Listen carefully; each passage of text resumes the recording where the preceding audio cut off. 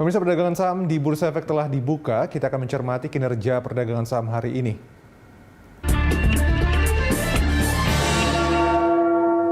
Dan untuk mengetahui pergerakan saham hari ini, kita kembali bergabung dengan analis Mega Capital Indonesia, yaitu Lianto Sudarso. Selamat pagi, Mas Lianto. Selamat bergabung kembali. Selamat pagi, Mas. Ya, Mas Lianto, ini kita tahu kasus COVID pertambahannya setiap hari juga makin banyak, begitu ya. Kemarin bahkan mencapai 38.000 kasus baru, begitu. Apakah ini terus akan menjadi sentimen negatif untuk IHSG hari ini? Ya, jadi saya rasa dengan angka COVID yang terus naik ini pastinya akan menjadi concern untuk investor. Cuma saya cukup surprise hari ini IHSG masih bisa diperdagangkan flat. Walaupun kalau kita lihat bursa regional ini kebanyakan diperdagangkan merah.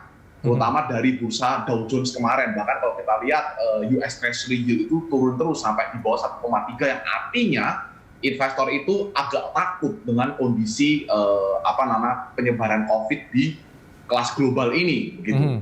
Nah, jadi saya rasa IHSG ini sudah lebih prepared atau sudah lebih memperkirakan faktor ini. Nah, namun tidak bisa kita katakan bahwa IHSG itu jadinya terus kalau COVID-nya naik terus artinya mereka akan lebih siap. Nggak bisa. Kita harus pasti melihat PPKM ini harus bisa produktif supaya nantinya ke depan investor juga tidak takut ke depannya. Begitu. Oke, ya memang kalau kita perhatikan jika dibandingkan dengan pelemahan di tahun 2020, sepertinya memang PPKM darurat kali ini tidak sebesar pelemahan di tahun 2020 yang lalu, begitu ya, bisa dikatakan seperti itu. Nah, ini seberapa besar daya tahan IHSG untuk tahun ini dan sikap investor seperti apa? Ya, saya rasa memang secara valuasi itu memang IHSG itu masih murah, ya. Memang tapi kalau kita lihat short term katalis positifnya agak terbatas ya, karena banyak sekali investor ini mau bagi-bagi dana ya. Contoh hari ini kita ada Bukalapak, lagi penawaran umum, terus nanti belum Goto, belum lagi hari ini pemerintah sudah mengumumkan bahwa mereka akan menyuntikkan dana di beberapa BUMN, seperti contoh bank-bank besar seperti BNI, BRI dan juga BTN. Nah, ini investor juga masih bagi-bagi dana. Jadi kenapa IHSG masih sideways seperti ini ya, salah satunya karena selain pengaruh dari COVID, investor masih harus membagi dana mereka, begitu.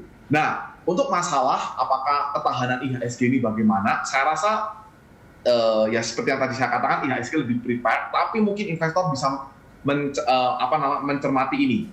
Jangan sampai IHSG itu turun dari 5.800, karena saya mengamati bahwa asing mulai banyak masuk itu di angka 5.800. Jadi artinya posisi sekarang asing ini masih net buy untuk year to date. Tapi kalau 5.800 turun, artinya asingnya udah bisa dikatakan mungkin lebih give up lah, seperti itu.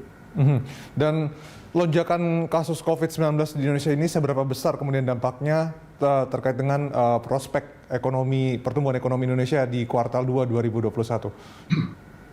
Nah, ini cukup menarik karena kalau kita berdasarkan proyeksi pemerintah sebelumnya atau banyak ekonom, harusnya ini kan kuartal 2 itu kita udah mulai rebound secara GDP.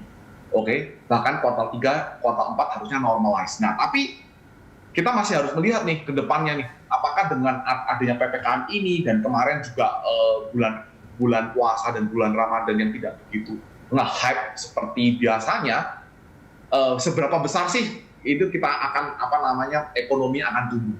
Nah, kuartal 2 saya rasa ekonomi pasti akan positif secara year on year karena efek dari tahun lalu yang sangat rendah begitu. Nah, tapi kita harus lihat nih kuartal 3, kuartal 4-nya bagaimana gitu. Saya rasa mungkin akan ada revisi pertumbuhan ekonomi jika PPKM ini tidak efektif secepatnya begitu.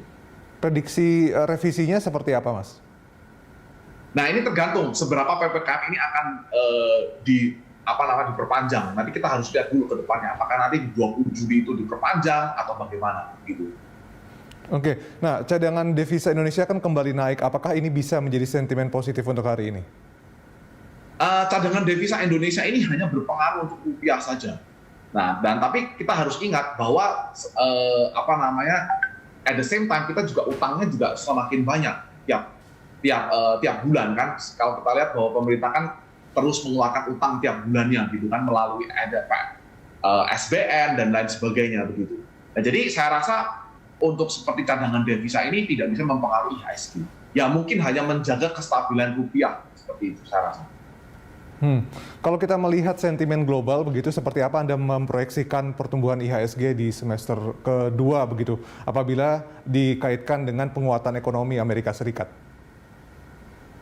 Oke, kalau di semester kedua, nah kita harus lihat ya, baru saja ini kan kalau kita ingat beberapa bulan yang lalu kan kita ngomong masalah US Treasury naik gitu ya, imbal hasilnya naik. Itu kan artinya sebenarnya ekonomi investor udah mulai percaya kalau misalnya ekonomi ini udah mulai membaik. Nah, tapi sekarang US Treasury malah turun nih. Nah, kita harus lihat apakah ini US Treasury turun ini yang membuat investor lebih pesimis ini bersifat sementara saja atau berkelanjutan begitu. Nah, tapi khusus untuk IHSG, saya rasa dengan adanya kedatangan saham-saham baru, saya rasa ini juga bukan pertama kalinya investor mendengar dengan adanya nanti Goto, Bukalapak, ya. Itu saya rasa itu akan membuat IHSG memiliki daya tarik sendiri kepada investor. Dan harus ingat bahwa Amerika sendiri itu sahamnya udah melaju kenceng banget, sedangkan IHSG ini valuasinya masih sangat murah, begitu. Dan isu tapering ini kan juga sudah mulai mereda. Apa kemudian yang menjadi fokus daripada pelaku pasar saat ini? Ya, saya rasa isu tapering ini masih akan terus menjadi perdebatan karena dari pernyataan The Fed kemarin yang terakhir aja, ya. Mereka baru mengumumkan bahwa pemulihan ekonomi ini masih belum terlihat sangat jelas, begitu. Ini terlihat ya dari datanya Amerika itu yang memang masih naik turun, terutama dari lapangan pekerjaan, begitu. Nah, jadi ya tetap masih menjadi concern kita, oke. Tetapi mungkin ini isunya akan on off begitu menurut saya. Lalu sentimen apa saja nih yang hari ini bisa mendongkrak kinerja IHSG kita? Saya rasa hari ini IHSG masih akan cenderung flat ya, terutama udah menjelang akhir pekan begitu.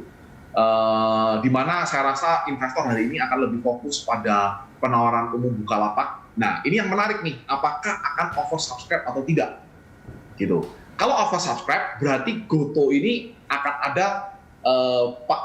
ada kedepannya itu prospeknya untuk mau mengadakan penawaran umum akan lebih menarik. Tapi kalau ini tidak oversubscribe atau tidak fully subscribe, nah itu berarti sektor ekonomi digital Indonesia belum begitu semenarik itu, begitu.